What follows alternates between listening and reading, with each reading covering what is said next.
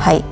去年の12月に行ってきたフィンランド旅の記録、やっとこのノートに最後まで書き終えることができました。昨年末から時間を見つけてちょこちょこと書き進めてきてたんですけど、やっぱりこの旅に行ってきてその後すぐに YouTube の動画編集して、でその後に時間が空いたらこういうね旅記録として残してるんですけど、やっぱり時間経っちゃうとその時のリアルな感情だったりとか感じたことっていうのがどんどんこう記憶がね薄れていってしまって、なかなかねペンが進まないんですよ。それプラス年末年始だらだらとねゆっくりしていたっていうのもあったので、書き終えるまでにこんなに時間かかっちゃったんですけど、とにかくねこの去年のフィンランド旅の記録を書き切らないと2025年のこれからの旅計画だったりとか旅の日記っていうのを気持ちよくねスタートできないなと思ってやっと仕上げました。なので完成したやつをね皆さんにも見せていこうかなと思うんですけれども、まずはフィンランドの旅記録だけじゃなくてその前に書いていたものも見せていきたいと思います。まずこのね私の旅記録、こちらのノートは緑社の MD ノートブックですね。線が何も入っていない真っ白なノートです。でこのノートに、私のブランドで去年発売したレザーノートカバー、こちらをつけています。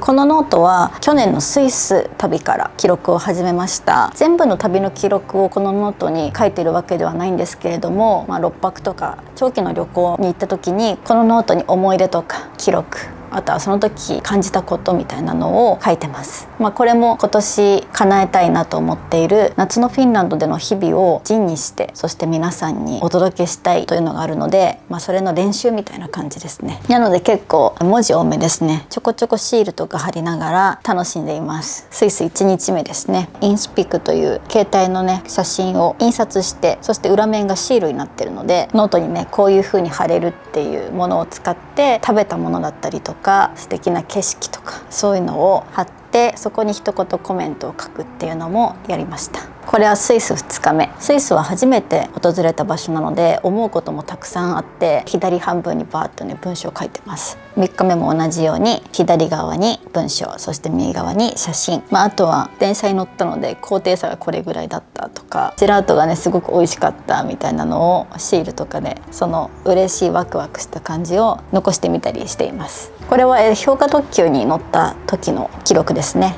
氷河特急に乗って感じたことを書いて、あとはこれはね今回スイスは新婚旅行だったので新婚旅行のちょっと華やかな雰囲気にしています。そしてこちらがチェルマットでサイクリングをした日、ちょうど自転車のねシールがあったのでそれを貼ってみたりとか、この日はもう書くことが多すぎて文章がここまで来ちゃってるので写真もねギュッと詰めて端っこの空いてるスペースに一言コメント書いたりしています。で次の日グリンデルバルトに着いた時の日記、そしてこちら右ページは翌日インターラーケンに行った時、この時は高山植物園とか行ってすごく楽しくて書きたいことが多かったのでびっしり文字を書いて、そして次のページに写真を貼りました。でこちら右側は最終日、見開き全部写真を並べて一言コメントを書くページにしました。でこれでスイス旅行は終わりで、次がフィンランドですね。フィンランドの方はスイスの旅記録の時よりももうちょっと余白を大事にしようかなと思って配置をね若干変えてみました。これはフィンランド初日写真をね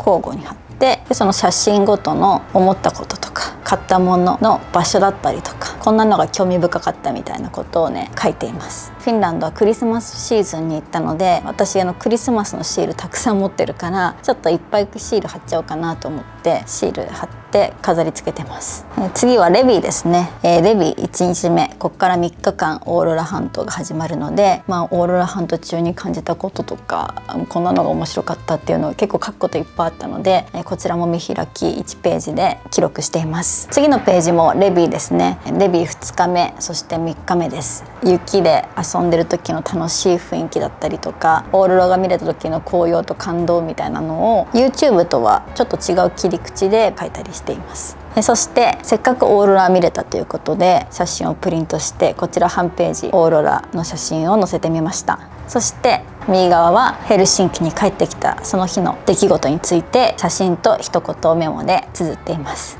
そして最後こちら半ページはエストニアのこと、そして右側は最終日のフィンランドについて記録しています。そういう感じで夏のフィンランド一人旅に向けて文字にしてその時自分が感じたことを書き留めるっていうのを去年からね少しずつやっていて、リアルタイムで書くことができてないっていうので、もうちょっと多分自分の中で思ったこととかなんか書くこといっぱいあったはずなのに、時間が経つにつれて YouTube でもう一度見返せるとはいえど、より繊細で詳細な思い出っていうのはどんどんねなくなっていっちゃうんだなって思いました。それを防ぐためにも今年の夏のフィンランド一人旅ではその日のうちにちゃんと旅の記録を書き留めたい。そしてこういう風に写真を貼って、今はねシールとかを貼ってるんですけど、もっと手書き感というか自分で絵を描いて色を塗ってみたいな、そういう風に文章と手書きの絵と、あとは旅行中で行った美術館のチケットだったりとかレシートとか、そういう可愛いなって思ったものも貼り付けたりして、もっとこうね情緒あふれるそんな旅のねジャーナルを作っていきたいななんて思いました。はい。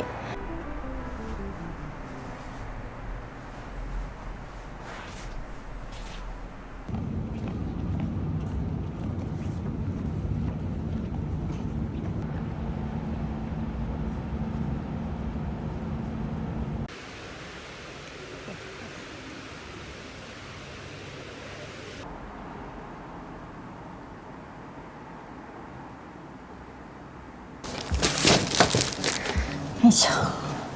こんにちは。2025年マリメッコのプレスプリングコレクション、少し前に展示会に行って予約していたものが続々と店舗に入荷したということで、先日受け取りに行ってきました。まだ入荷したのは一部なので、他にもねいくつか予約しているものがあるんですけれども、購入したマリメッコのホームコレクションとあったお洋服を皆さんにご紹介していきたいと思います。2025年マリメッコはじめです。よろしくお願いします。まずはホームコレクションですね。2025年のプレスプリングコレクションは季節の始まりの繊細な芽吹きを花や自然をテーマにしたパターンと明るい色合いで表現していますということなんですけれども、去年はウニッコ60周年でウニッコ柄イヤーでホームコレクションもお洋服もウニッコ柄が多かったんですけれども、今年のマリメッコはウニッコ柄のものもあるけど、そうじゃないお花のモチーフもたくさん出るというのを聞いて、それでね見て選んできたものがあります。そして今年のマリメッコのプレスプリングコレクションには私の大好きな緑とピンクのこの組み合わせのねアイテムが多くっていくつか購入してみました。まずこちらはランチョンマットですね。こちら緑に細いピンクのボーダーなんですが、この色の組み合わせ大好きすぎる。しかもね結構生地感もしっかりしてて大きさもちょうどいい。プレート1枚置いて、そしてコップぐらいの1人用のね食事を並べるのにちょうどいい大きさかなと思います。朝ごはんの時に使いたいです。あとはね食器たくさん持ってるのにまたプレートをね購入してしまいました。こちらウニッコ柄の少し深さがあるプレートですね。これもこの緑とピンクの組み合わせと同じように深めの緑にウニッコ柄のところにもピンクが入ってるので、カラーリングがねとっても可愛いです。で展示会の時にこのランチョンマットの上にこのプレートがね置かれてて、その組み合わせがもう可愛すぎてもうこのままセットでくださいということでこちらも購入しました。そして最後こちらテーブルクロス購入しました。今までマリメッコのタラの布をカットしてもらって、それをテーブルに引いてテーブルクロスとして使ってたんですけれども、今回テーブルクロス用としてちゃんと形を整えられたものが出るということで買ってみました。は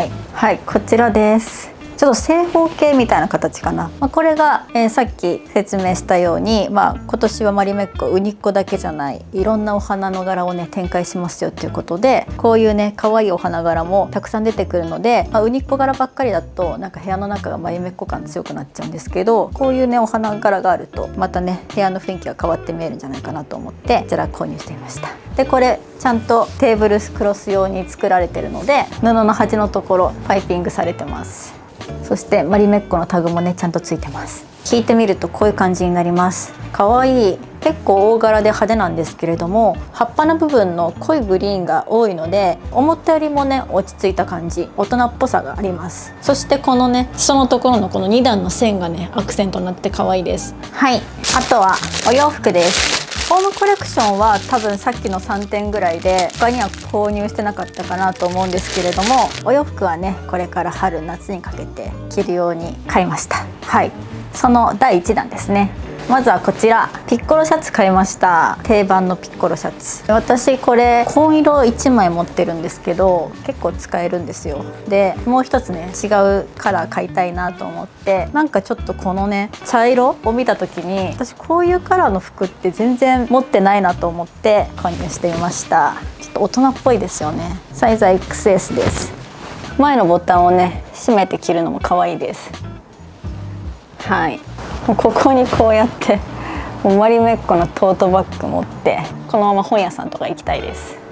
次はこちらロンティーを購入しました。これはマリメッコのキオスキコレクションの方かな。少し袖が長め、丈も長めのロンティーです。青と白のボーダーにウニッコのワンポイント。シルエットがねすごく可愛くていい感じのゆるさもありつつちょっと大人っぽさもあるみたいな感じで、あと素材もね肌触りがねとっても気持ちよくて着てて気持ちいいんですよ。最近こういう緩めのシルエットのものが結構好きなので、これもこういう黒デニムとかに合わせてゆるっと着たいなと思って買いました。これねインしてもすごい可愛いんですよ。ちょっとここたゆませて、そして袖がちょっと長いみたいな。これもこうしてトートバッグ合わせて着たいですよねっていう。今回受け取ったのは、これで全部なんですけれども、このあとまだウニッコの新しいデニムだったりとか、あとは夏物のワンピースとかタンクトップとかまだまだ可愛いお洋服たくさん予約してるので、それも届き次第皆さんにシェアしていきたいと思います。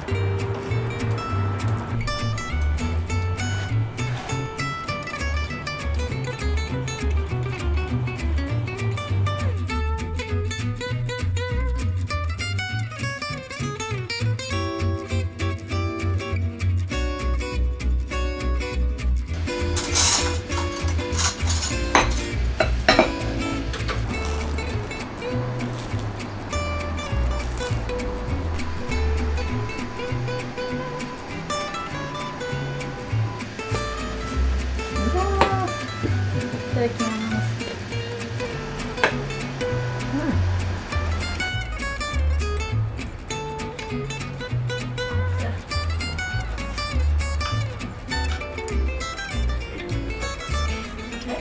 美味しい。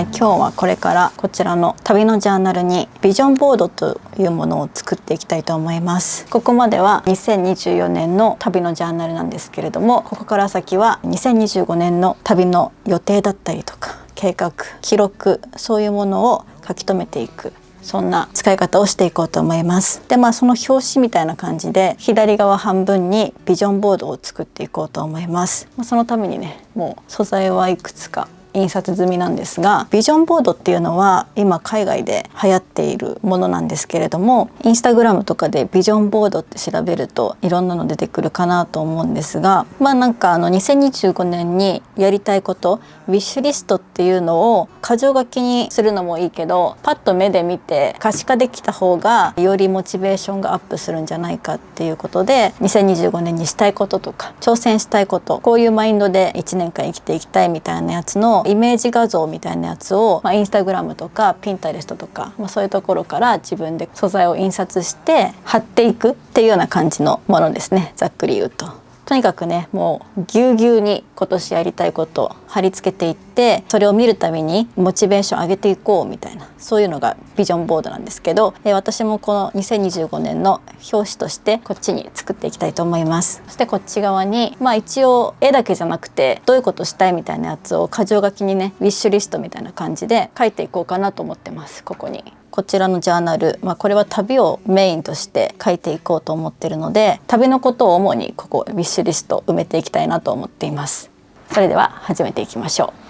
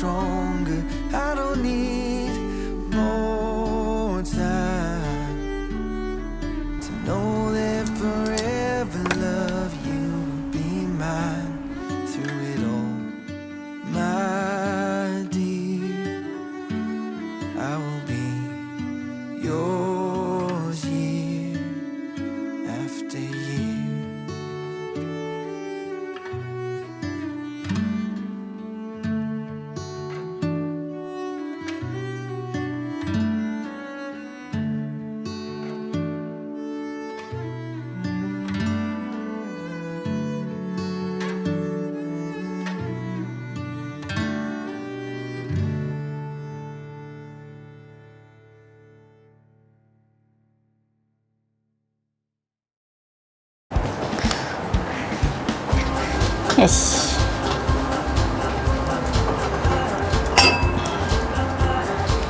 こんにちは。こんにちは。始まりました最近土曜ラジオ第22回。今週もどうぞよろしくお願いします。よろしくお願いします。2週連続ですね。何のお茶飲む？何系がある？アールグレーとか系の紅茶とか、あとはストロベリーティーみたいなのと。じゃあ普通にアールグレー。先週たくさんコメント来ましたね。ありがとうございます。私がものすごく熱く語ったタイムレスプロジェクト通称タイプロに結構皆さん反応してめっちゃコメント来た。みんな見てるよね。ね、そう私のお母さんもうん見始めて推しを教えてきた私とは違う推しだった。へえ。そうタイプロのコメントと、あとはその募集した今年やりたいこと、好きなことっていうのをたくさんねコメントいただきましてありがとうございます。先週のタイプロもせっかくだからもうちょっとあれだなもうちょっと話すっていうか今週のタイプロは、はい。この金曜日9時の投稿の後10時ですから、あ、そうなんだ。はい、皆さん急いでこれを見切っていただいて、その後にタイプロを見てください。はい、でさ、もう残り12人って言ったじゃん、うん先週ね、うんもうその子たちがもうほぼ最終ぐらいのとこにいるわけよ、最終段階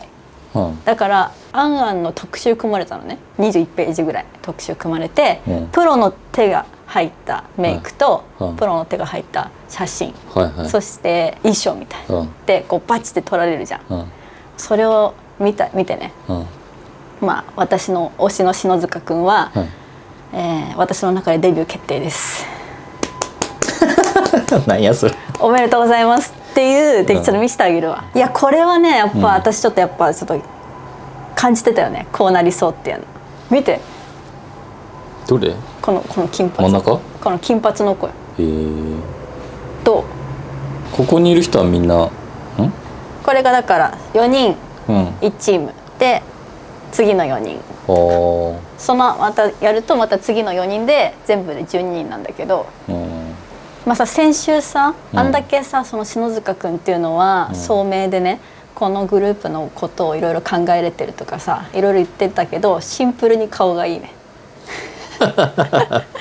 シンプルに顔がいいから、もう本当デビューしてもらいたいと思っちゃう。でみんなかっこいい、みんなかっこいいし、やっぱプロの手が入るとさ、もう一気に垢抜けるっていうかさ、やっぱすごいなと思った。まあでもこのチームのさ、んなんかメイクっていうかさ、あ、ちょっとね、そうちょっと上手くない？そう、うまいよね。かっこいい男って感じだからさ、よりよく見えないうん。ね。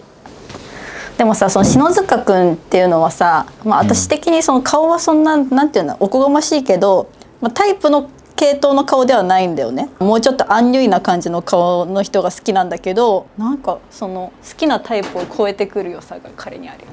ちーまる子ちゃんでいうところの大野くんと杉山くん、わかる？大野くんと杉山くんで、私は大野くん派なんだけど、なんか気づいたら杉山くんめっちゃいいねってなっちゃうみたいなそういうなんか良さがある。じゃあこの後のうん、 10時からの動画でもう決まるの？いや決まんない。今週の10時からの動画では2チーム目、3チームで1チームずつ毎週やるので、うん2チーム目うんの発表会みたいうんなのがあって、その次の週で私の推しの篠塚くんのチームが発表するっていう感じなんです。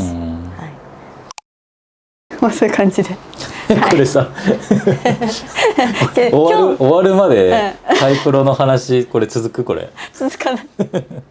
先週のが思った以上にコメント来たからアンサー的な感じでタイプロファンがいっぱいいたね。はい、皆さん楽しみですね。まだ今から見始めても遅くないんでね、ぜひ見てみてください。一応決まったらね、最後決まったらこの人決まったよっていうので、はい、ちょっとまた話そうかなと思いますけど、そういう感じで先週のラジオから今週のラジオあっという間に来ちゃったね。その間にうちらは何をしたかっていうと、グランメゾンパリを見に行きましたね。見に行ったね行った私が突然誘って、グランメゾンパリっていうのはキムタクが主演の映画なんですけど、もともとドラマでやってて、それの映画版、ドラマ版は東京でミシュラン三つ星を取るっていうお話だったんですけど、グランメゾンパリはパリで三つ星を取るっていうね、お話だったんだけど、面白かったよね普通に。でも平日なのに結構まあまあ人いたよね。そうね、なんかおそらくキムタクファンであろう女性ばっかり。そうだね、もう何十年もキムタクをしてますっていう感じの雰囲気あったよねでもなんか全然ファンじゃなくても楽しいよね、グランメゾン東京パリはさ。この映画っていうかドラマはファンじゃなくても楽しいよね。もうそれはね。でもさ、パリ行った時去年、一昨年去年一昨年か一昨年一昨年パリ行った時にさ、見た景色がわかるわかるあったね。あそこなんて言うんだろう、広場みたいなさ、はいはいはいはい、キムタクがバイクでブーンって行ったところ、そうそうそう、あの広場歩いてはね、うん、私もあって思った、うん、でそういうのがさ楽しい。なんか旅をさたくさんするとさ、そういうあそこあの景色みたいなさ、うん、なんか増えてくの楽しいよね。うん、なんかさ、うん、うちの Vlog もさ、うん、旅 Vlog か、うん、もう行く前にうん見てもらうのもうん楽しんでもらえたらいいんだけど、うんうん、それ以上にさ、うんうん、自分が行った国の動画を見るのも楽しいよね。わ、かる。あのでむしろ行った国の動画を見る方が楽しくない？そうそう、俺も他の人の旅行 Vlog とか、うん、行ったことあるうん国のやつ見ると、うん、うわここ行ったとかうわここ食べたとか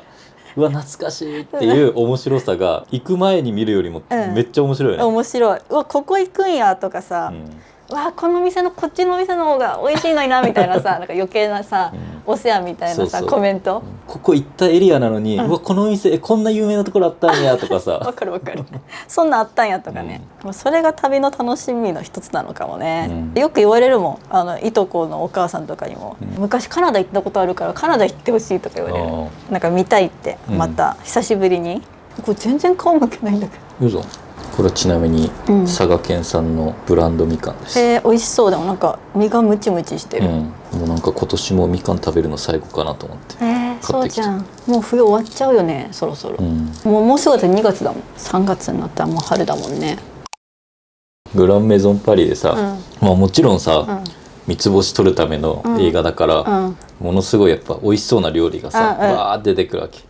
でちょうどお昼前に見たんだよね映画でさ、俺はもう見終わった後にどっかレストラン行きたいなって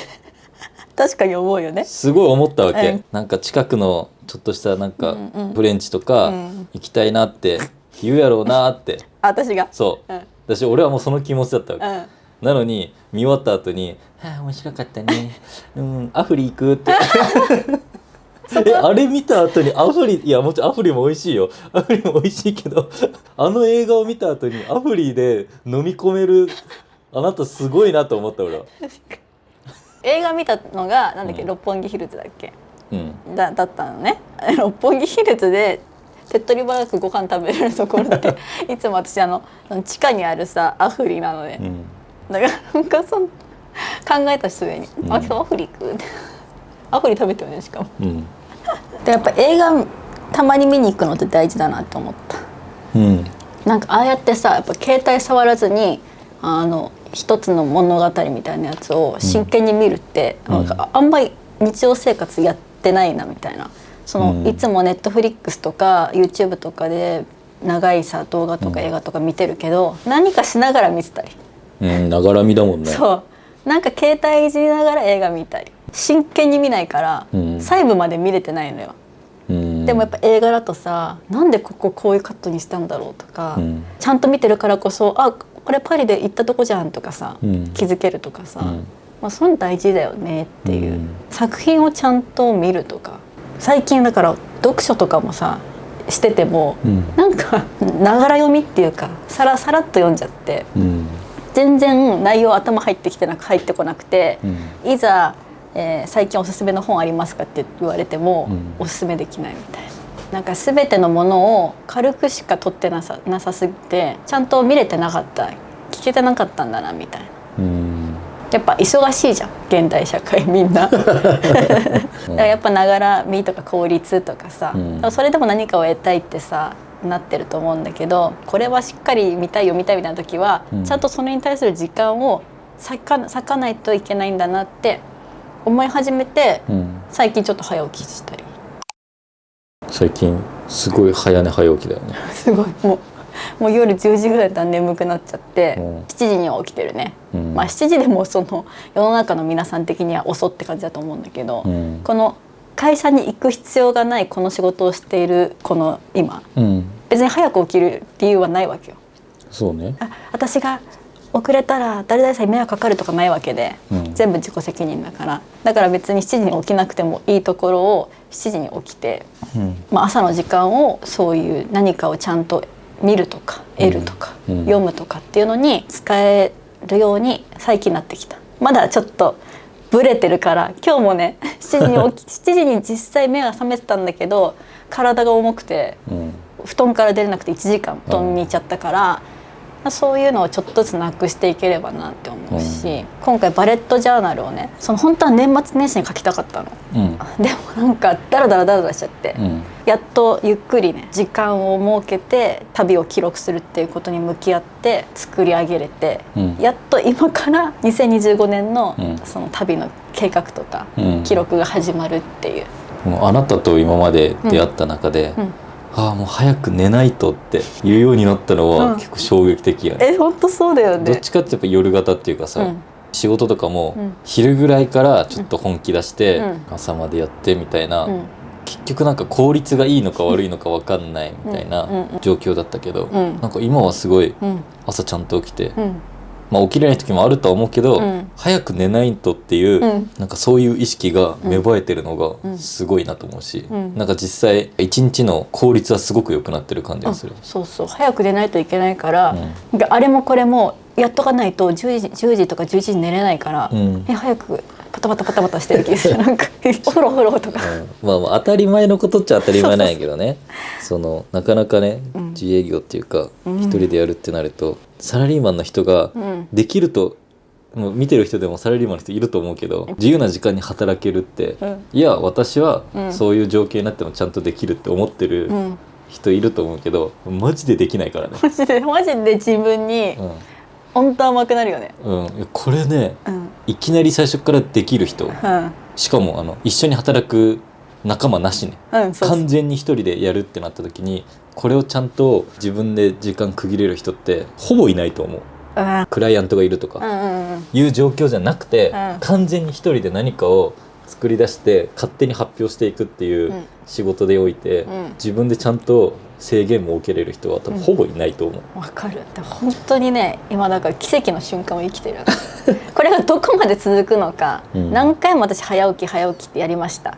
もういっつも挫折します途中で、でもなんか今回はいけそうな気がするので、なんかわかんないけど、いやなんかね難しいなと思うのは、イレギュラーが絶対発生する。そうなの。その後の立て直し方よな。そうなんだよ。だけどまださ、自分のペースでいけてるやん。そう、まだ徹夜までしないと間に合わないみたいな仕事が今のところない、でもいずれ来るやん、どうせ来るね。そしたらまた戻っちゃう可能性があるんだけど、でもこの前の先週の Vlog か、はさ、俺日曜日にやってたじゃん、本当はさ金曜日だけど、その週に出張が入ったから、その分遅らせますって、なんか今まではさそこを無理やり作ってたなと思ったけど、どういう心境の変化があったんやろうっていう。日曜日にするね決めたんだけど、やっぱりあれっていつ言った？青森行った後？行く前だったと思うけどね。多分青森に旅行行った時にデジタルデトックスできたから、早寝早起きして今この習慣が続いてるんだけど、やっぱその2025年になった時にラジオでも話したと思うんだけど、今年はすごい調子いい年ですって、占いとか書いてあるし、自分でもそう思ってる時に、調子いい時ってやっぱりその受け取るためにも、自分もっと頑張んないといけないなって思ったわけ、ちゃんとやることやってるからいいものが来るんだろう、そういう一年になるんだろうって思った時に、やっぱ時間を無駄にしちゃいけないって思った、からちょっとそれを思ってたっていうのがあったから、もうどう考えても青森のスケジュール見たら、帰ってきてからもう徹夜で出すだろうなみたいな、で皆さんとの約束みたいになってる9時っていうのを、金曜9時っていうのを守りたかったんだけど、いやでもここはちゃんと夜寝て確実に出せるっていう時にちょっとずらさせてもらおうと思って、まあ金曜の夜を楽しみにしてくれてる人もいるとは思うけど、まあすいません、ストックとかがないので、うちのそうね、確かにチャンネルストックがあったらいいんですけど、ストックない、本当に鮮度が高すぎる動画を出してるのでもう魚で言ったらもう釣り立て直送ですみたいな、感じだから。確かにね、まあでも元気にやる方が一番いいんじゃない？だからちゃんとなんかバタバタせずに大掃除の動画も作れたし、で今週の動画も意外とその日曜日にずれたってことでまたバタバタなわけね。そっかその分撮る時間は減ってんのか。そうまあだけどちゃんと夜寝るっていうのを確保した上で撮れるものをしっかりと作って出そうっていう気持ちにちょっと切り替わりつつある。なんか先週の動画もさ、なんか歌丸シュシュシュがさ、なんかさなんか音にはまっててさ、なんかでもそういう余裕ができたってことよね。そうそうそうの徹夜せずに作ったから。そう早く起きてるから、なんかやっぱ頭冴えてるから、あここシュッシュシュッシュにしちゃおうみたいなアイデアが浮かぶわけですよ。でも夜中にもうなんか3時ぐらいにこうなんかドロドロになりながらやってると、あシュッシュッシュやった方がいいかな、いやもういいよいいよってなっちゃうわけですよ。なるほど。じゃあ結果的にいいものが作れてるってことで、そう金曜9時っていうのはできるだけ守りつつ臨機応変に、ちゃんと生活しながらちゃんと仕事もするっていう1年にしたいですね。そして皆さんの今年やりたいことっていうのもたくさんコメントいただきましたので、こちらも読んでいきたいと思います。ラジオネームちゃんよつさんからのお手紙です。ミクさん、コロナ禍から拝見しています。ずっと毎週楽しみにしています。ありがとうございます。おしゃれかつ人の内面に潜る動画が唯一無二だなと思っています。ありがとうございます。今年やりたいこと、挑戦したいことは減量しながら働くです。ダイエットってこと？ここ7年ぐらいで20キロ以上太ったので元に戻しつつ、仕事のストレスがたまると暴食するので暴食しないように働きたいと思っています。でも昨年仕事を辞めて1年でなんとか9キロは減ったので、すごいあと10キロ強頑張ろうと思っています。いろいろな減量方法があり、健康的に減量するためにいろいろ試してみたり試してみようとしたのですが、自分が納得した方法、自分の気持ちが落ち着く方法でしか痩せないのかもしれないなと思いました。肥満は健康診断で引っかかる数値がたくさんあって本当にいいことなしです。いつも素敵な動画をありがとうございます。青森の Vlog も楽しみにしていますということで、あなたの今年挑戦したいこととほぼ同じことをやってらっしゃる方、この方すごい去年9キロ減ったって。すごいよ9キロ。すごいよね。俺もね実際ね体重自体は10キロぐらい落としたいなと思ってるから、運動もしっかりなんだけど、やっぱり一番はやっぱ食事なんだよ。なんかダイエット飯じゃないけど、鶏胸肉と白菜と、ちょっと生姜入れて、お出汁で煮て、くたくたにね、でちょっとポン酢で食べるみたいなやつを3週間ぐらいやってましたね。やってるんだけど、やっぱりちょっと飽きてきたよね。飽きてきちゃって、その分なんか私のおやつつまみ食いしたりね。反動がねやっぱあって、夜中にアイス食べちゃったり、なんかあなたの残ってるお菓子をパクパク食べたりしてとか、あと外食行った時にやっぱちょっとなんか一品多く頼んじゃったりとか、やっぱそういうのでやっぱ一番良くないなって思ってるんですよ。この方も言ってたけど、そのストレスとかでやっぱ暴飲暴食しちゃったりとか、食べたいものを食べれないっていうストレスでも太りそうな気がするわけ。でも本当にね、自分が納得した方法、自分の気持ちが落ち着く方法でしか痩せない。この人も書いてるけど、肥満は健康診断で引っかかる数値がたくさんあって本当にいいことなしですと。しかも私この前さラジオ聞いてた時にさ、総集編ね、なんかどこかで、明日ジムに行きますとか言って、今年2020年最後にどれぐらい痩せたか発表しますとか言ってたのに、何も発表せずジムにも行かず2025年にでも来年の俺の誕生日からやるって宣言したから改めてね、ラジオでは言ってなかっただけ。じゃあもうすぐあなたの誕生日が来るので、そこからじゃあ今年の末にはちゃんと発表できるってことね。いや発表しなくてもシルエットがもうここのシルエットでみんなが気づくんだ。気づく。あれ、あれ旦那さん逆三角形ですねってこういうこういうやつ、別に言わなくていい。あら、でもどちらにしてもビフォー撮っといてね写真楽しみだね。はい、ということで、このねちゃんよつさんも彼もダイエットというか健康的に痩せる、頑張りましょう。頑張ってください我々ならできます。ということでもう一個だけ読んで終わりにしましょうか。はい、いつも動画とラジオともに楽しく拝聴しております。私は今年挑戦することは自分に自信を与えるです。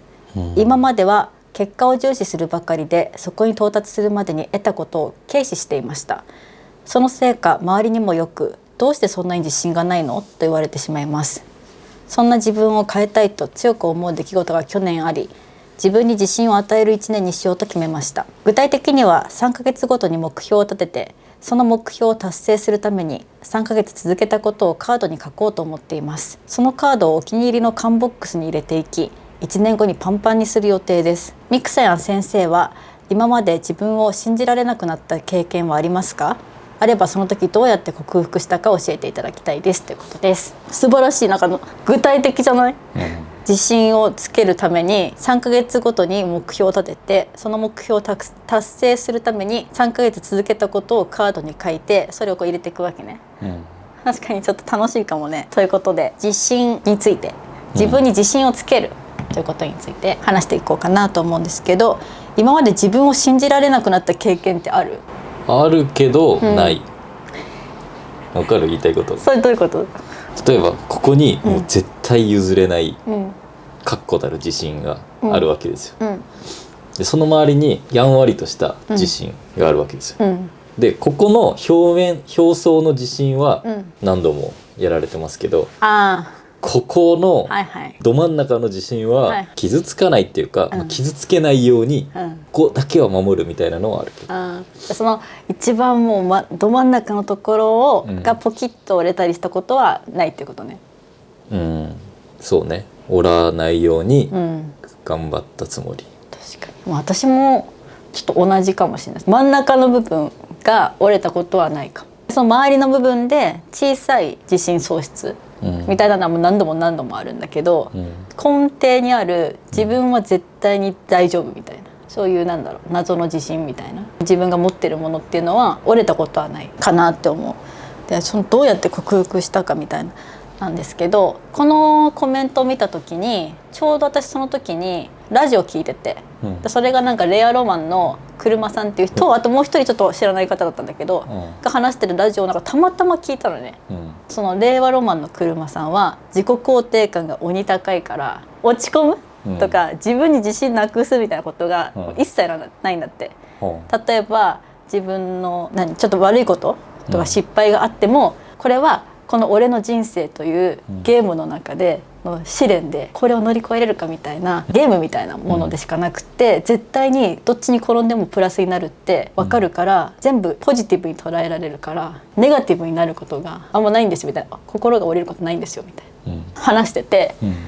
それ聞いてて私もって思ったんだけどその車さんも言ってたと思うんだけど、やっぱ自分を主人公と捉えてるというか、生まれてきて自分を軸にいろんなものが回ってるって、そういう発想になってしまえば、悪いことも結果的にはいいことにたどり着くまでのこのクリアするステージでしかないって思うことによって、全てがポジティブな方向に向かっていくから、本当の意味で折れないんだよね。自分はその自信が本当になくなるっていうことがないっていうのを、その話を聞いてて、私も確かにだからそのさっき言ったコアの部分が折れないんだろうなって感じたんだけど、俺も多分割と近しいんだけど、俺は何をやるにしても第三者と言われる人と関わる時は皮をかぶってるわけ、自分が。その例えば就活の時もリクルートスーツ着て、これは一種のコスプレ活動だと思ってなりきるみたいな感じで、例えば仕事においても友人においても、そこはある程度その人にとってふさわしい人物だったりとか、必要な立ち振る舞いをするための、コスプレとかだと思って生きてる。別にそれは本当の自分で接してないみたいなことじゃなくて、そのコスプレしてるのも俺なわけよ。だから本当の自分っていうのは存在しないんだけど、あくまでそういった自分のスタンスで接していく中で、何か自分がマイナスな方向に倒れたとしても、それは自分が一個作った人格の一つだから、俺自身は倒れないぞっていう、これは逆に心が弱すぎてそういう風に繕ってるのかもしれないんだけど、でもいつの間にか編み出した防御策っていうか、本当に倒れるのはまずいって思うし、実際には本心でぶつかってることも多々あるんだけど、そういう感覚を持ってスルリと受け身を取るじゃないけど、言いたいことは、本当の致命傷は負わないための自分の中の感覚は持ってる。で自分の中に女優みたいな、違う人格を置いといて、ここはこれで出るけど、こっちはこれで出て、こっちダメだったらじゃあ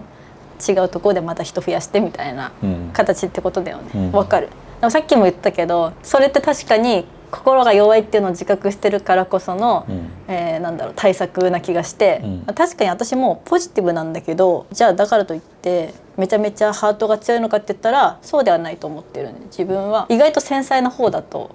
思ってるの、自分の中で。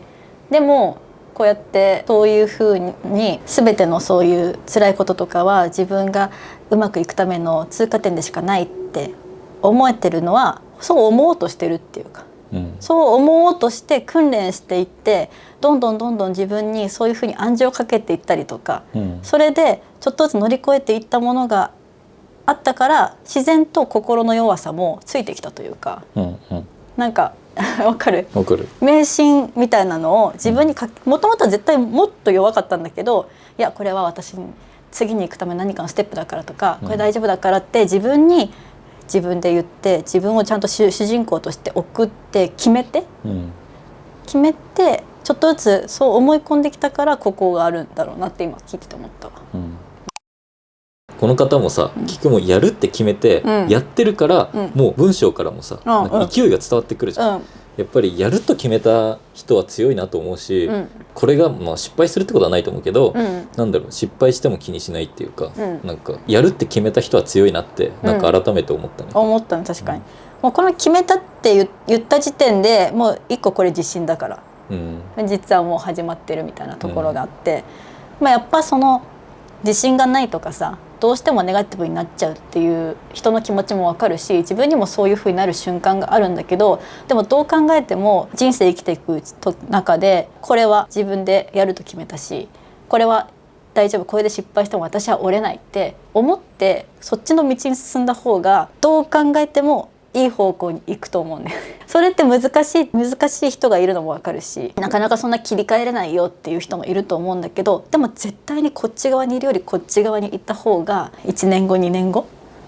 分かんないけど心持ち、日々の過ごし方、あと顔から出るもの、この人っていい気がある顔してんなとか、それが全然変わってくると思うんだよね。だからやっぱ例えばなんだけど、じゃあ私やったるでみたいな自分に自信を持とうと思って生きてる人にやっぱね全部持ってかれちゃうよ、うかうかしてると。でそれでさ後から私だってあそこになんちゃらかんちゃらかんちゃら言ってもやっぱ遅いわけで、そうなりたくないなってちょっとでも思ったらやっぱその方向に行けるようにどうにかやっぱ自分のマインドやっぱ変えていかなきゃいけないかなと思う。自分にはこういう性格なんでって、確かにそれで殻に閉じこもったりとか、そこの自分のありのままを肯定するのもすごく大事だと思うんだけど、ある時にはちゃんとその自分ダメだよって、ちゃんとこうダメだからそんなってやって、無理にでも、無理してでもそのいい方向へのマインドになっていこうって考えることが大事だよね。だからこの方の読んでて思ったのは、具体的にこうしてこうしようと思っているって言ってることはものすごくいいことだと思う。よく言うのはさ、気づいた時はいつでもちょっと遅いっていう、もうこれやんないとっていう時にはもうちょっと遅いんだよね、だからいかに早く実行することが大事かみたいなところで、気がついた時にはいつもちょっとだけ遅いっていうことを肝に銘じて、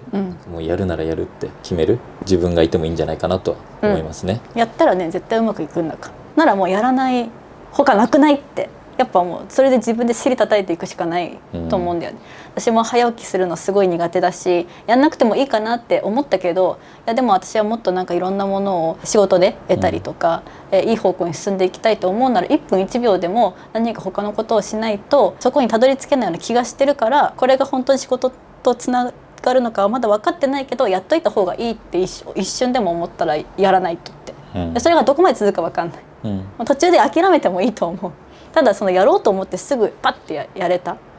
これが自信だよね。そうやっぱ今年はモチベのミクなんで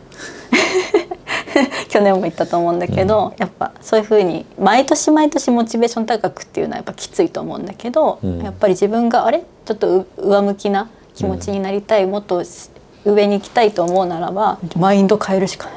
そうね、変えるのはもうどうやってとかじゃない、もう無理くり変えるしかない。もうぐるっと向かせるしかない。俺もさよく使っちゃう言葉なんだけど、本当の自分とかっていうものを確認したがるがために、結局本当の自分っていうのは、いかようにも変化していっちゃう。だから、本当はどうなんだろうとか、自分が、何々をしたいと思った、でもふと立ち止まってしまって本当にしたいのかなってうん思うことって本当に無駄だなと思うわかる。まあ確かに大事な時もあるよね。そう大事な時もあるんだけど、大事なんだよこと何かをやろうとか、うんやりたいって思うことに関しては、うん本当の自分とか、うん本当の考えうんみたいなものをわざわざ考える必要はない、マジでない。し、そんなものはないと思ってる。わかるわかる。あとだから向き不向きを考えるのも本当に、意味のない時間だなって私は最近思うんだけど、向いてるかなんかも始めてみないと向いてるか向いてないか分かんないから。本当の自分っていうのと、うん〇〇な私だからできないとかうんっていう、なんだろう、自分に言い訳いつの間にかしちゃうことってあるから、うんそれはやめて、うんもうこれをやるってうん、決めて一歩目だけやると。そうで途中でブレてもいい、ブレちゃう自分も許容しようって思って動けば大丈夫、それがやっぱ心が弱いながらもやっぱやってきたから弱いけど、でもそれでもやらなきゃとか矢面に立たされたとしても私はこれを達成したいとか言って頑張って奮い立たせた自分を知ってるから自信がついてくるんだよ。もうそこはもう戦場で戦った後でしか気づけないやっぱここの机上でねこうやってどう攻めたらいいのかって言ってる時にはそれは自信はない。もう一旦戦ってみた時後にはあ戦ったぜですもう後だよ自信っていうのは。そうだね、最初から自信持ってね進まなくたっていいわけ。めっちゃ熱くなっちゃったじゃあ今週はこのくらいでもそうだよね、頑張ってくださいつむじさん、素晴らしい。素晴らしい。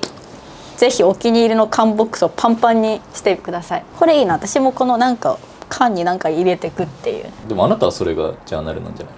の？あ、そうだね、そうしていきましょう。はい、じゃあ今週はここまでにしたいと思います。まだねいっぱいやりたいこと書いてくれた方もいたし、先週もねたくさん質問いただいてたので、来週以降もそういうのを答えていきながらも新たに質問とかあとはお悩み相談とかありましたらぜひこのコメント欄にお願いします。では、最近土曜ラジオ以上です、はい。この動画が面白いなと思った方はグッドボタンとチャンネル登録よろしくお願いします。それではまた次の動画でお会いしましょう。ふくでした。